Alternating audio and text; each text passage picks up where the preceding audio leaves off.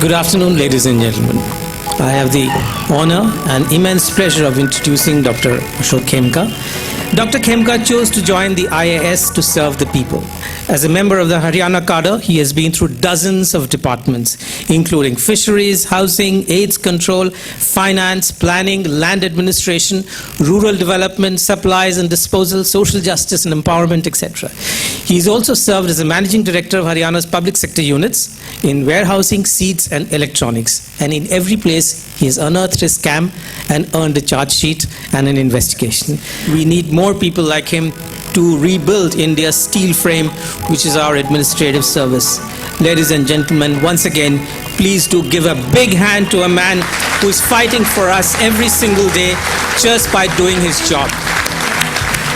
At the outset, let me thank Suchita Dalal and Debashis Basu for inviting me here. One of the reasons I chose to be here is because I had heard of Suchita Dalal during the Harshad Mehta scam, her investigative journalism in the Indian Express. That was imprinted in my mind, and to hear her name inviting me was an honor for me. And it's a real privilege to be here on her invitation and receive the honor of addressing an august audience in Mumbai on what can citizens do to promote the cause of governance, justice and equity. It's a bit trepidating after the erudite speeches of Sucheta and Debashis, and after hearing the research done by Debashis, let me tell you that I'm sure Moneylife Foundation would be doing excellent research in all the aspects they would be covering. I could find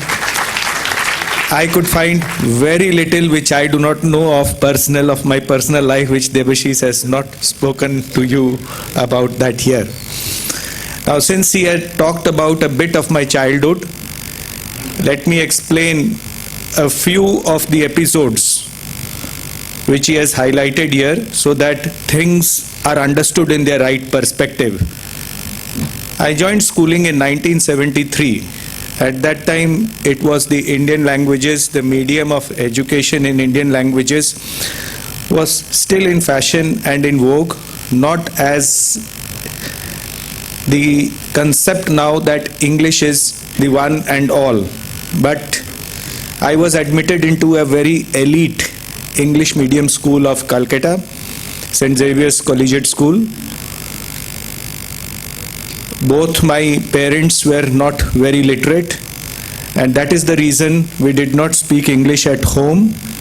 And I was the first boy in my generation who aspired to be an educationist and was admitted into a very elite school. Since I did not know English and did not have resources at home, and my parents and my sisters were in the Hindi medium schools, nobody could converse in English. So the disability I had of being educated in English, which I could not comprehend, I would make it up by my effort by parroting the entire thing and then contextualizing the questions and making an answer by making a ditto copy of the passages given in the textbook in the exams. I stood first in my class of 200 students, where we had very good students in St. Xavier's School, since it was an elite school, in class 5. That incident which he quotes is not from 4, but it is in class 5. And that is for the first time I stood first, which was unbelievable, in a class of 200. And I think I've never received a greater joy and pride to see my father and mother standing with pride that Ashok is first. They all thought that I am very intelligent, but I knew that I was not intelligent. I was only a hard worker. And therefore, the thought of this right to education bill, I, for one, though the views I must caveat this talk with a clause that all the views expressed here are personal and do not represent the views of the government. The right to based legislations are not very well thought out legislations. The reason is just enabling something in a right and mandating that in elite schools some students from people who do not have elite backgrounds would be integrated just because the law exists may not work as well. If you really make your own schools inclusive and ensure that teachers come and deliver quality education in your own schools. When I was Director Secondary Education, I came out with a very startling fact which I would like to place on record here in the state of Haryana, and this will be true for most other states. In the year 2007, the government was spending 800 rupees per month per child from class 1 to class 10 on an average. And the state of education was far below the normative levels. Only the very poor, the people from the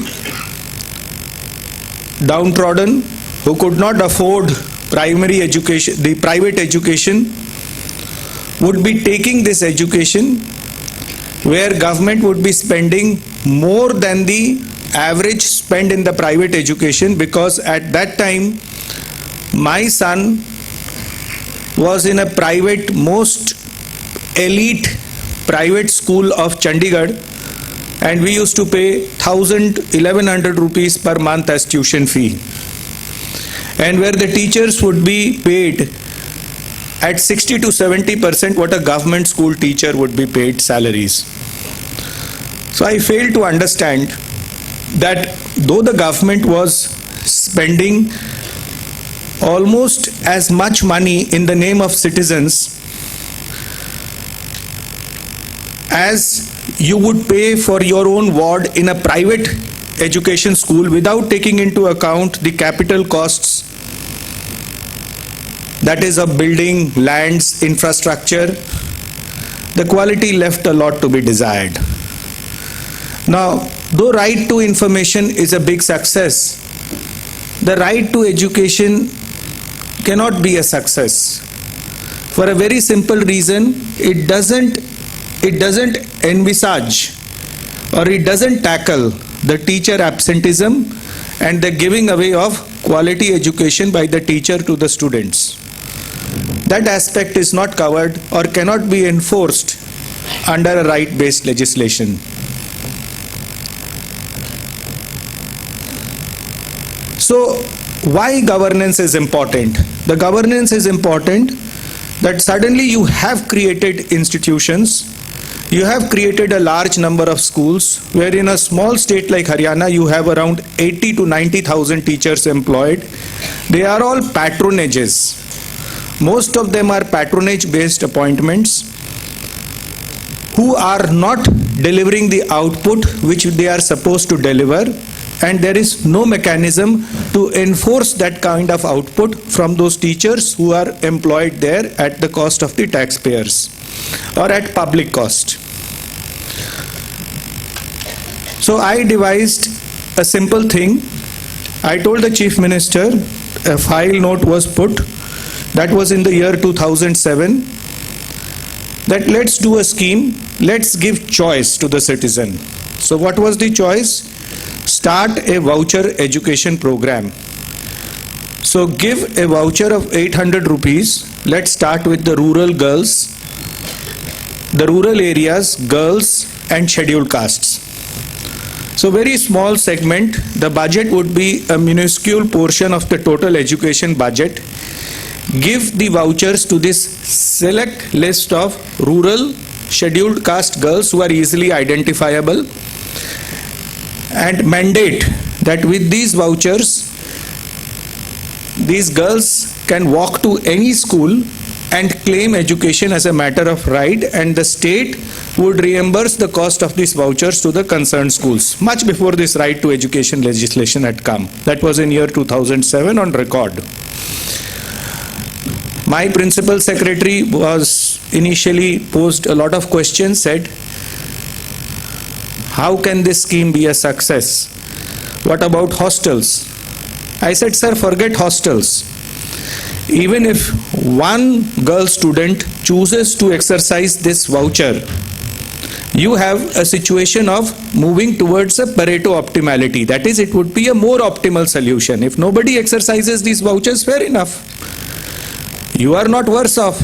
You have not spent a single amount. But if one girl chooses to exercise the voucher by going to a school of her choice, any private school of her choice, your day is made, because as a consumer, as a citizen, she feels she'll get better education there with the help of this government voucher. So he was fully convinced.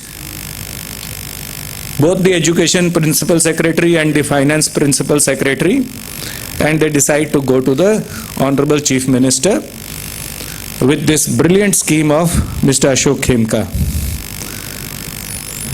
I knew the end result.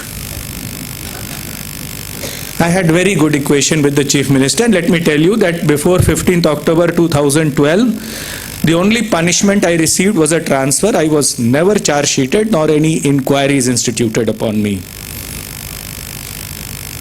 It is only after 15th October 2012 that things have taken a turn. So now this is political sagacity as against bureaucratic sagacity who only sit in the air-conditioned offices and do not think beyond their offices of where the shoe pinches or what is the felt reality. Whatever we may criticize about politicians, but they know. For example, I'll speak about why this DBT was reversed. There was a very strong political logic of reversing DBT for the LPG cylinders. So the Chief Minister, he didn't buy the theory. Then the principal secretary, the two principal secretaries said, please hear Mr. Ashok Khemka. It's a very sound scheme. Since the scheme was not getting through, they wanted me to advocate my scheme there. I kept quiet. Then suddenly the truth came out. The exact words said by him, he used the word, it is a Haryanvi dialect telling that, why are you doing khardu? Khardu means trouble. Why are you creating trouble? The accusation was directed at me by the Chief Minister that why are you creating trouble? And he was blunt and forthright at that time that if this scheme is implemented, then very soon we have to close down our government schools. And what about the appointments? What about the appointments? So I always say that governance in this country is not rocket science. It doesn't require a lot of intellect. It requires only niyat. Niyat means the right intent. You may be wrong, but then there is always time for a corrective step. The intent has to be right. We had a lecture yesterday by a joint secretary from the Prime Minister's office. He was speaking on this direct benefits transfer scheme. Now, when we talk about governance, justice and equity, we are always looking, the reality is different from different perspectives. We are always looking from the point of view of bringing in efficiencies in delivery of services. But bringing in efficiencies may have different paradigms for different stakeholders. It may be very efficient for the oil companies and the government to do a direct benefit transfer for LPG cylinders. But at the stroke of the elections to the Lok Sabha, let me assure you, forget this increase from 9 to 12. This may be populist from 9 to 12. I buy that logic that it should have been limited to 6 or 7, because a large portion of it, the poorer you are, your energy consumption is lower. So with 6 cylinders, the average consumption per household as per statistics is 6 cylinders. With 9 cylinders, 90% of the households were covered. So 9 to 12 may have a certain logic. I don't have any view upon it. But the decision to do a direct benefits transfer was reversed. Now, why it was reversed? It is a very simple game for the oil companies. They have paid a month's subsidy in advance into your account, and every time you buy a new cylinder, you will get another subsidy in advance. So there should have been no problem. Maybe there should have been no problem for you and me, but there was a problem for the common citizen. This was understood by the political class, and I would say rightly, the DBT scheme for the LPG gas cylinder was reversed. Why?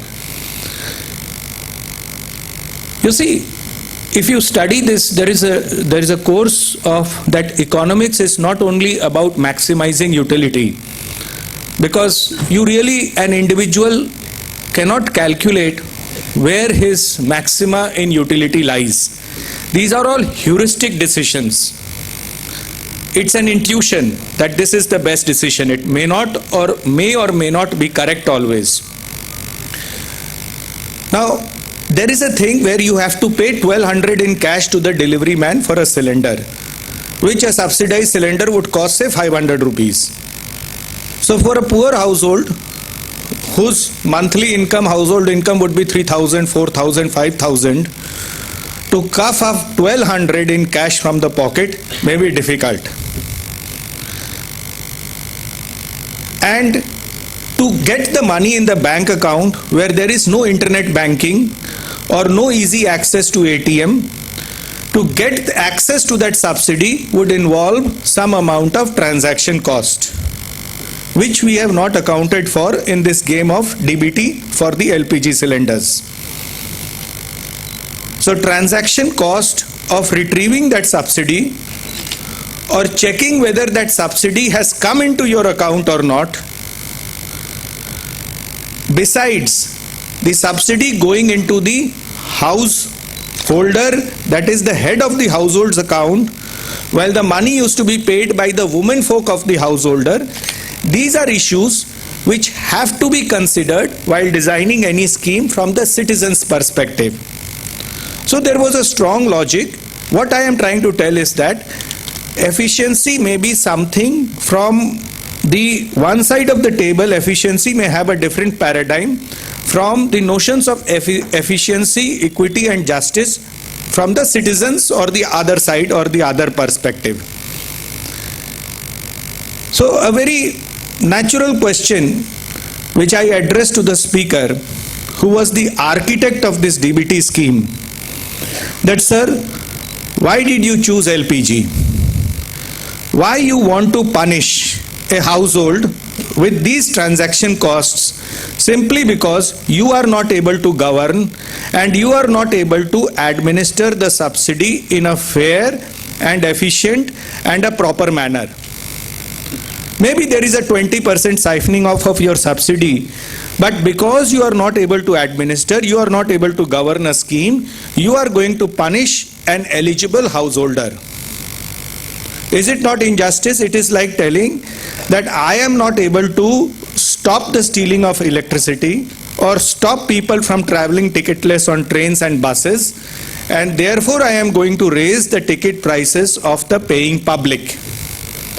Is it not injustice? Is it not a failure of governance? So that is to tell it in Hindi, मेरे निकम्मेपन की सजा कोई और भुगते. And why was DBT? See, giving DBT for scholarships, there was no outcry, because writing of checks in the office, posting it, the receiver receiving the checks, seeing that the name doesn't match, depositing it in the bank. There are so many transactions that in the scholarship schemes doing a DBT has to be a success, and it is a success. But I asked him, why didn't you do a DBT in the agriculture ministry? I have been crying hoarse that do a DBT, that is a direct benefits transfer, for administration of various subsidy schemes in the agriculture ministry. There is a host of corruption in the administration of those schemes.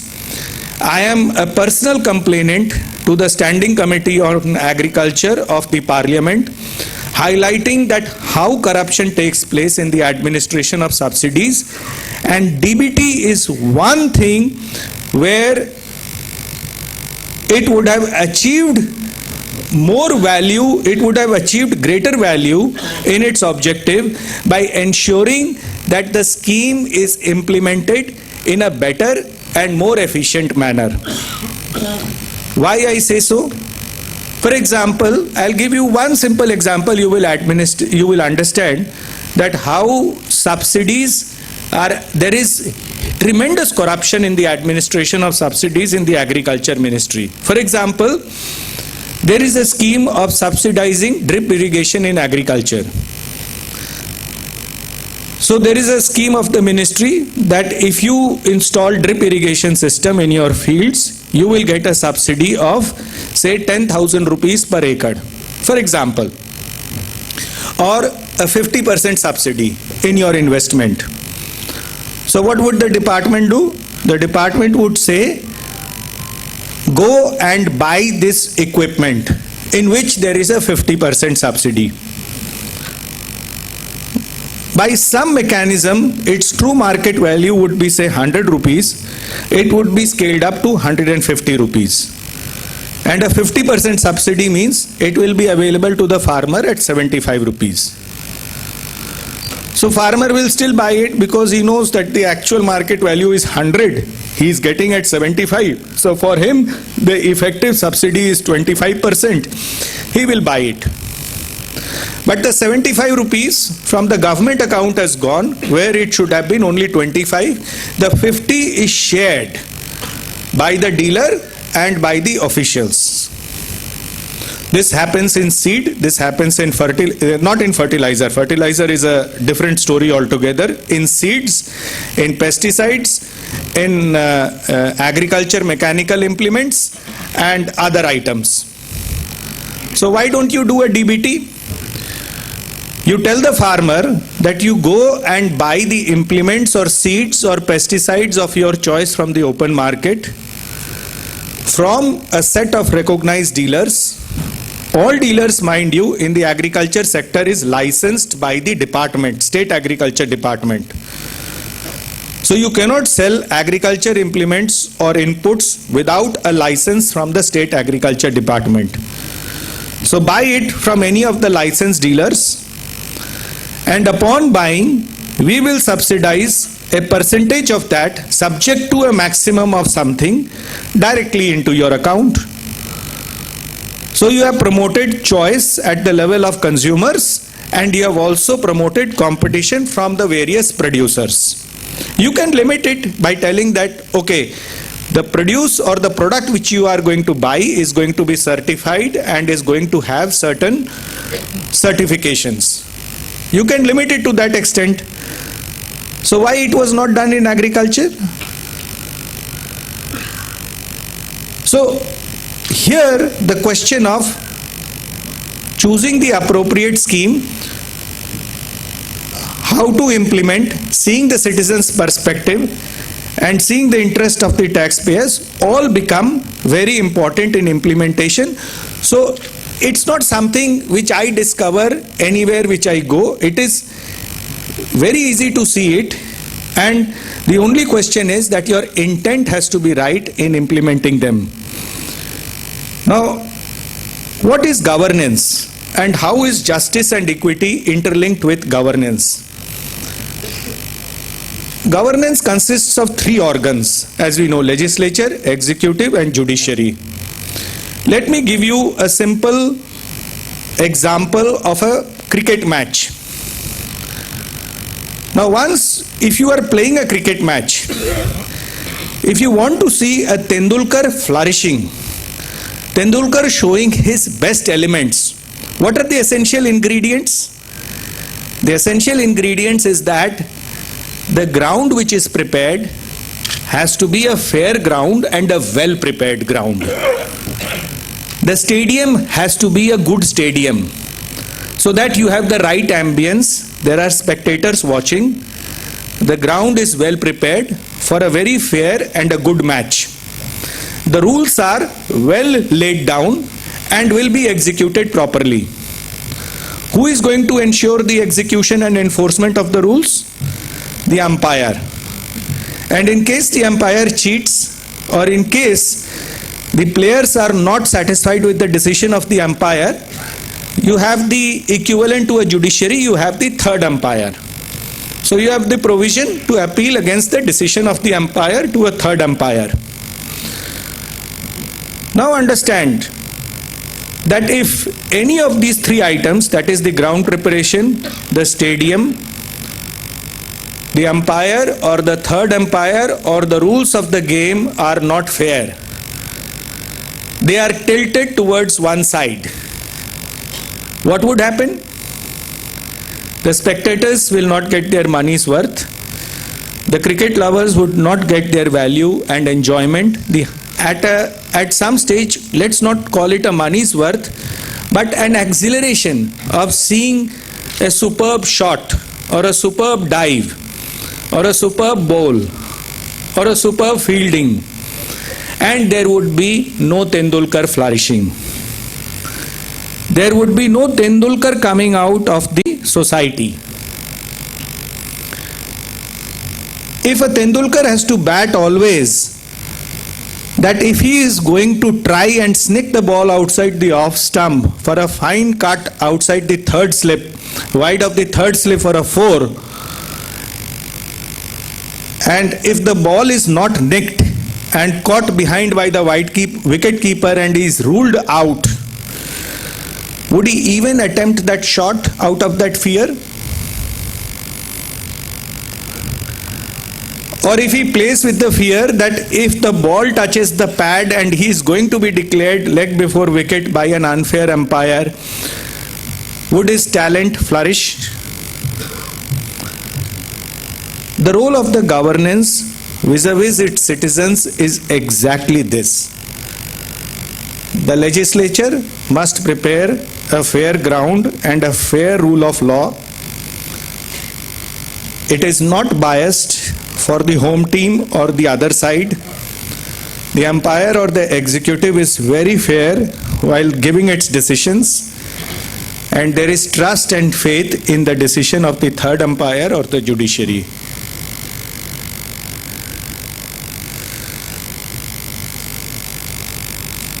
It's not always that it is always we should see a one-dimensional side of governance. It's not always that you are corrupt or you are not corrupt. But why corruption is interlinkably linked to injustice and inequity, I suggest you read a book which I am very influenced. I have read few books in my life, and two of the books which impressed me greatly was one is My Experiments with Truth,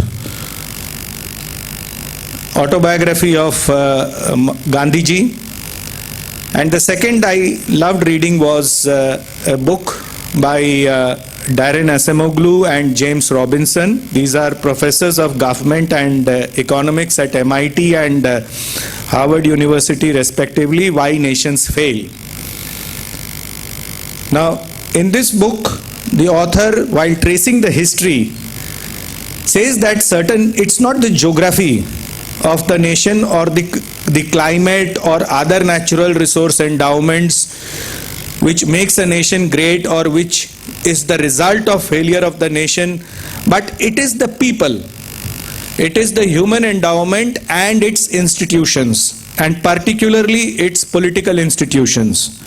The author describes how a virtuous cycle is created if political institutions are well developed, leading to well-developed, inclusive economic institutions leading to all-around prosperity. And if political institutions are not well-developed, it leads to underdeveloped extractive economic institutions. Extractive economic institutions means कि दूसरों का हक छीन करके those in power appropriate to themselves. It leads to suboptimal performance in the economy or in the society, leading to poverty, impoverishment, and dictatorship.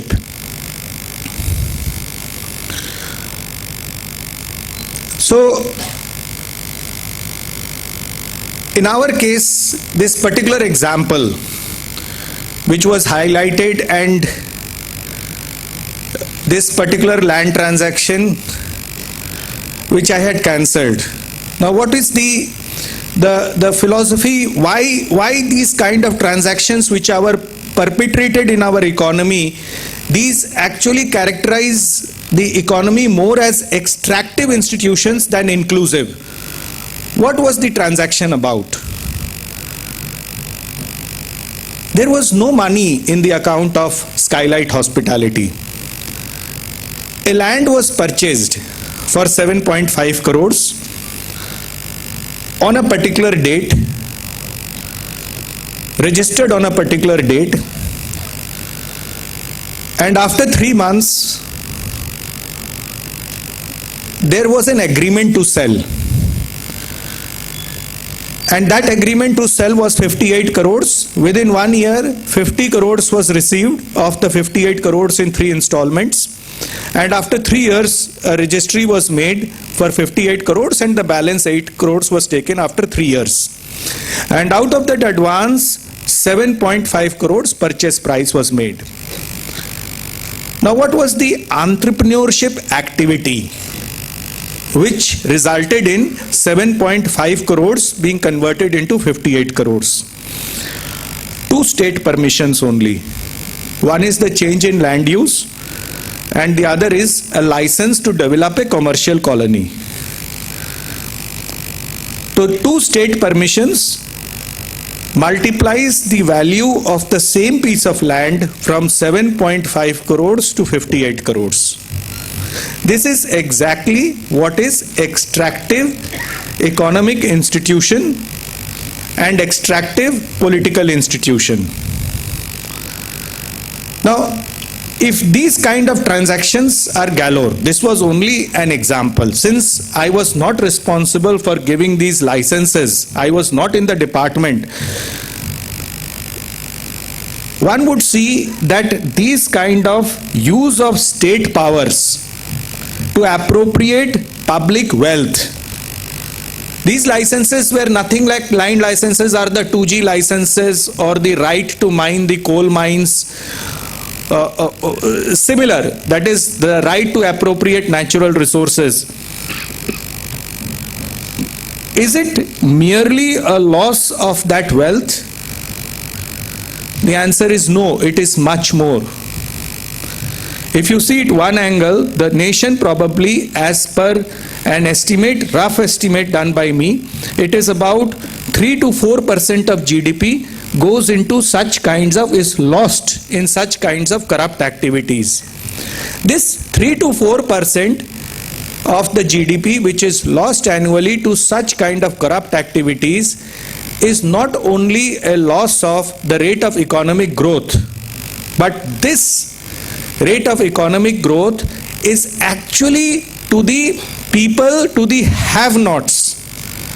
Because it is the wealth which should have gone to the have-nots, which have been appropriated by those in power, and hence these are termed in the book rightly as extractive institutions.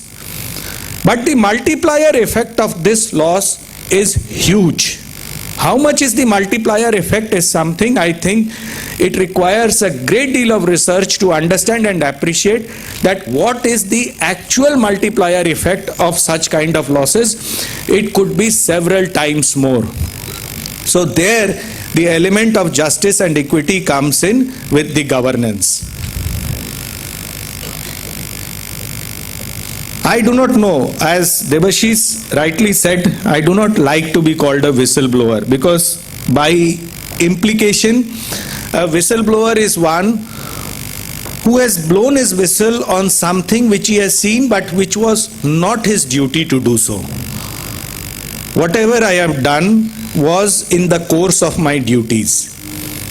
And I ask always an alternate question, that had I not done so, it would have been a dereliction of duty.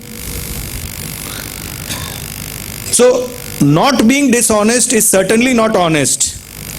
Being good and honest is not sufficient. As Bertrand Russell said, it's not good to be good only, one has to be effectively good and effectively honest. I'll give you a very simple example to illustrate this point.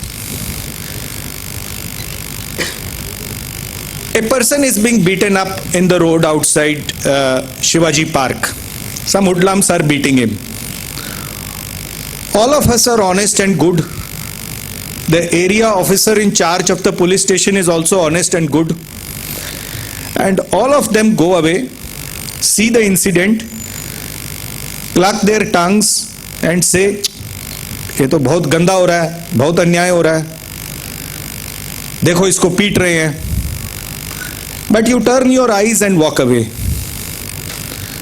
The officer in charge also says, I am law abiding, I am honest, I am good.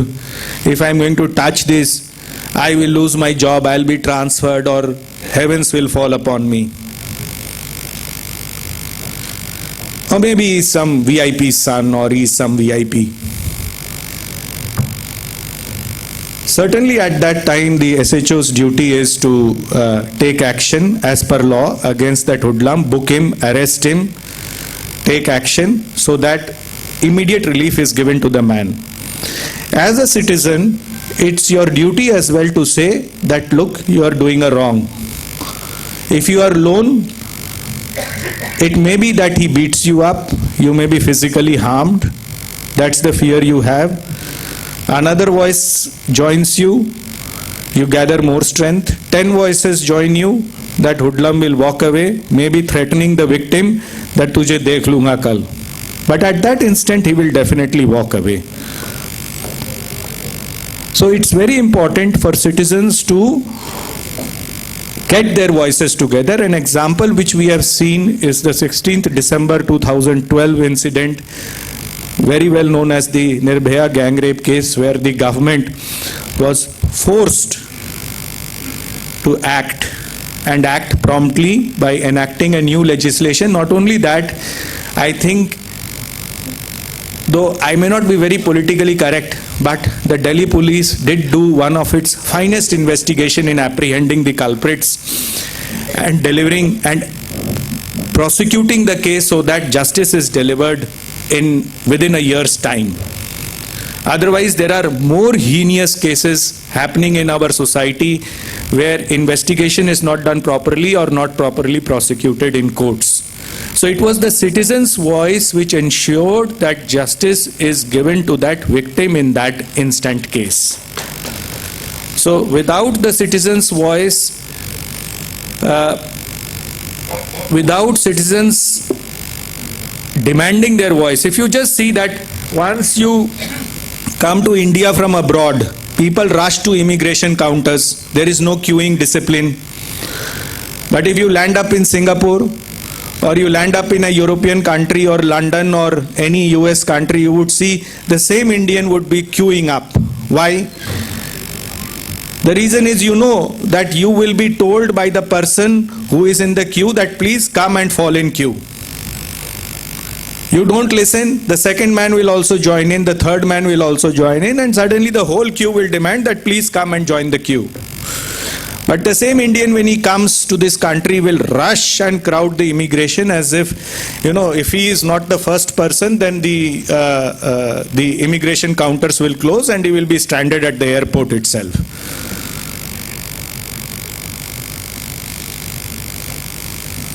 I can go on talking